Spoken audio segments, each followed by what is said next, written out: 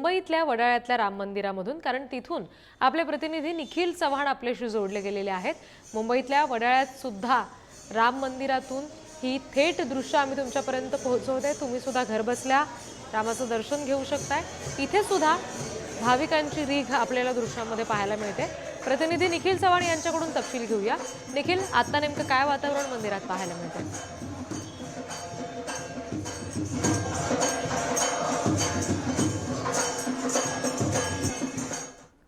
हा उत्सव साजरा होत असताना आपण सकाळपासूनच या ठिकाणी भक्तिमय वातावरण आहे ते पाहायला मिळतं। आपण वडाळ्यातील राम मंदिरात आहोत आणि या ठिकाणी भाविकांची आज सकाळपासूनच एकच दर्शनासाठी उपस्थिती पाहायला मिळते।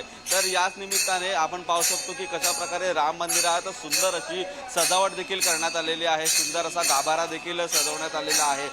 आज सकाळीच पहाटे या ठिकाणी संपूर्णपणे आरती पूजा प्राप्त होऊन आता भजनाचा कार्यक्रम आहे तो या मंदिरामध्ये पार पडताना आपल्याला पाहायला मिळतोय। सुंदर अशी फुलांची सजावट करून या ठिकाणी फळांची आरास आहे ती ठेवण्यात आलेली आहे। त्यासोबतच या ठिकाणी आज पूजा अर्चा करून संपूर्ण दिवसभर या मंदिरामध्ये आज रामनवमी निमित्त कार्यक्रम आहेत ते आयोजित करण्यात आलेले आहेत। आपण मंदिरातील जर परिस्थिती पाहिली तर या ठिकाणी भाविक सकाळी येऊन जे भजन आहेत ते देखील करतायत आणि याच भजनामध्ये तल्लीन होऊन याच राम भक्तीची संपूर्णपणे लीला आहे ते वर्षभर करत असताना आज सकाळीच या ठिकाणी त्यांना भजनाचा जो संधी आहे ती मिळते, ती म्हणजे राम मंदिरामध्ये येऊन। आपण पाहिलं तर मुंबईप्रमाणे अन्य प्रदेशात देखील रामनवमीचा उत्सव खूप मोठा आहे आणि आज राम जन्मभूमी या ठिकाणी देखील मोठा उत्साह होत असताना अयोध्या येथे देखील मोठा हा उत्साह करत असताना मुंबईतील वडाळा परिसरामध्ये हा जो राम मंदिराचा उत्साह आहे तो मोठ्या भक्तिभावामध्ये आपल्याला पार पडताना पाहायला मिळतोय। सकाळच या ठिकाणी भाविक येऊन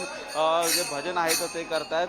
दिवसभर असाच कार्यक्रम करत असताना आज जी सुंदर सजावट आहे ती मंदिराच्या गाभाऱ्यात मंदिराच्या आसपासच्या परिसरामध्ये करण्यात आलेली असून आज रामनवमीचा दिवस आहे तो खऱ्या अर्थाने सकाळी भजनाच्या या सर्व ज्या संगीतमय वातावरणात आहे ती सुरुवात झालेली आहे। प्रीती जी निश्चित निखिल, धन्यवाद दिलेल्या या सगळ्या तपशिलांसाठी।